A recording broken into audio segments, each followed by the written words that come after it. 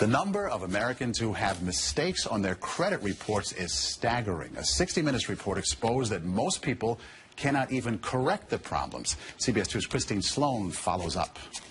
Meg Pasternak says a mistake on her credit report nearly destroyed her credit.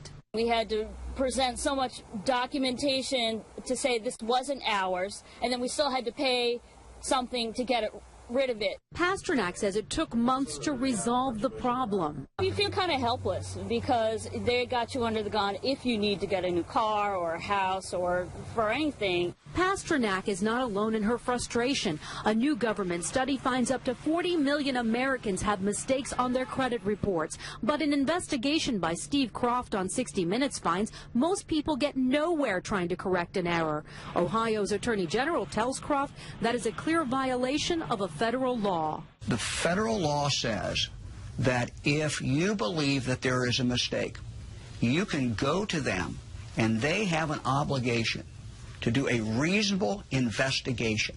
They're not doing a reasonable investigation. End result, if we're successful, is a deletion of that record from your credit report. The credit pros in Newark help people fight agencies like TransUnion and Experian. All the information they receive from a customer, they translate it into a code. They don't forward the letter and the proof of payment to the creditor.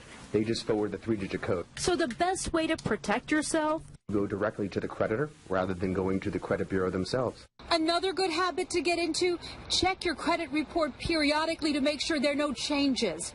In Clark, New Jersey, Christine Sloan, CBS 2 News. And like 60 Minutes, we were unable to get an actual person at the 3 credit reporting agencies. 60 Minutes was referred to the spokesperson for the agencies, who provided a statement citing an industry-sponsored survey that showed 95